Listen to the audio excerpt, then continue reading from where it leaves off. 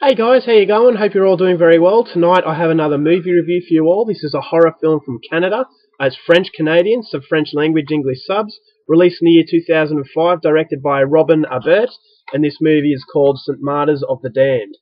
And the story to this one centres around Flavian, who is a reporter for this magazine that is failing.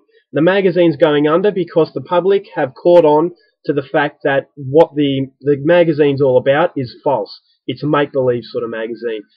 This consists of stories of UFO abductions, three-legged women, and even a three-breasted woman. So all these stories that are supposed to be true, but are so outlandish that no one's believing them. So as a result of that, no one's buying the magazine anymore, and the magazine is going downhill rapidly. So in an effort to revive the magazine, the chief editor calls upon Flavian, who was also a very close friend, and he wants him to go on this story.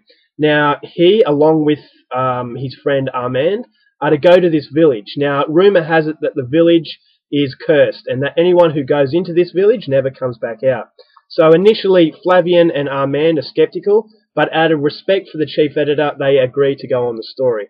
But as soon as they get to this village, weird things start to happen. All the villagers are very weird and conceited, and they really feel uncomfortable being where they are. That night, Armand vanishes into thin air. No one has seen him. And Flavian is in a desperate search for his friend.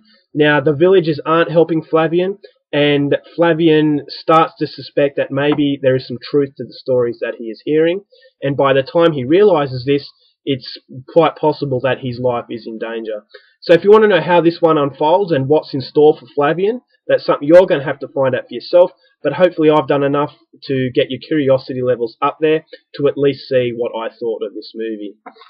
So, yeah, please go out there and see it if you want to know how it unfolds. Now my thoughts on this movie. Think Terry Gilliam combined with David Lynch. And you combine those two great filmmakers and you've got the feeling that this film has. Now what I like about this director so much, and that the way he's made the movie, is that he's taken the surreal images of a Terry Gilliam film and he's combined it with the atmosphere of a David Lynch movie. You know, that really deep-seated sense of dread. And so the director, it's obvious that he is a fan of both of these directors, and although he has influences from them, he never rips them off. He has a very unique style of his own, but he is paying homage to those great directors. So if you're a fan of either Terry Gilliam or David Lynch, this film will really, really interest you. The surreal nature of the movie is what really makes it what it is. It's kind of like you're stuck in a nightmare. You hope to God it's just a nightmare and that you're going to wake up, but you've got that sense of dread that you're never going to wake up from it because this is in fact your reality. So that's exactly what Flavian is feeling, and that's exactly what the viewer feels when you're watching it. You're going along on the ride with him, and that as soon as they step into this village, you know something is not right, and that something's around the corner that's going to be very nasty. But although you can't pinpoint what that nasty thing is, you get the sense that it's inevitable that it's going to come up and it's going to get them. So it keeps you on the edge of your seat in that regard, in not knowing what's around the corner, but you can't help to wait for what's going to come. Now, the acting was decent. Flavian, the main character, he wasn't likeable, but fortunately it doesn't rely on likeable characters. It doesn't rely on sympathy. It just relies on sheer bizarre imagery.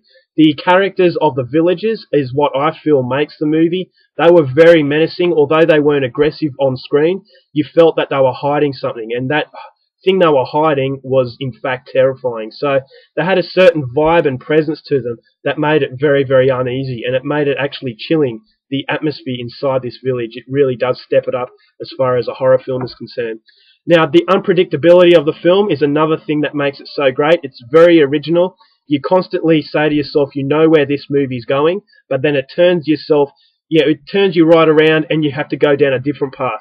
And then you kind of get an idea of where he's going next, and then all of a sudden he turns you on your head again. So the level of unpredictability is what makes the movie very unique, because in a day and age where movies are very predictable, you can kind of guess where it's going.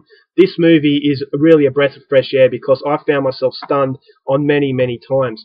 And then when you think you know what's going to happen at the end, once again, the director does not disappoint you and will have you shocked once again. And the shocking end at the revelation at the end makes a lot of sense, and it was actually very different to what I thought it was going to be. So it keeps the theme of unpredictability from start to finish. So I really like that aspect of it as well. Soundtrack, very reminiscent of Terry Gilliam. If you've seen his film Tideland, you will get a strong sense of deja vu from this movie. It was very similar. Even the characters were very similar to a Terry Gilliam film. So I'm a big fan of Terry Gilliam. I'm a big fan of Tideland, and I really like the fact that this one made me think of that movie. But having said that, it's not a rip-off. It's not a copy. It's just something that he has had an influence on. What else can I say about the film? I will say the negative of the movie was that in parts I felt it dragged a little bit. It felt like Robin Abert put all of his eggs in one basket, and sometimes the eggs cracked, and it made a little bit of a mess. But fortunately, whenever the movie becomes a mess, it gets itself out of it by, something, bizarre. So, yeah, that prevents it from being a perfect score. Just the fact that the fluent nature of the movie could have been a little bit better. The continuity was a little bit stop-start during the middle, but then it goes back into gear towards the end. So the director doesn't let the negatives completely engulf the film. And in the end, it is a very memorable movie. It's a very stylish movie, and at the same time, it is very scary. And it blends a lot of subgenre of horror in the movie. There's a little bit of ghost. There's a little bit of, psycho, and just a very surreal movie. And that complete mixture of subgenre in the horror genre makes it just a very unique experience, an experience that I am saying definitely take a chance on. So, all in all, I'm giving it 4.5 out of 5. Just, it's 0.5 away from being a perfect movie, but I do feel that in some areas I thought the director was being a little bit too ambitious, was being, it just made a little bit of a mess here and there, but fortunately, it doesn't prevent it from being a very, very good movie. So 4.5 out of 5 for this French-Canadian horror film. Definitely recommended, especially if you're a fan of David Lynch and Terry Gilliam. Alright guys, that's my review. I hope you enjoyed it. Until next time, keep watching horror, or keep watching movies, whatever genre you like, and I'll see you later. Bye.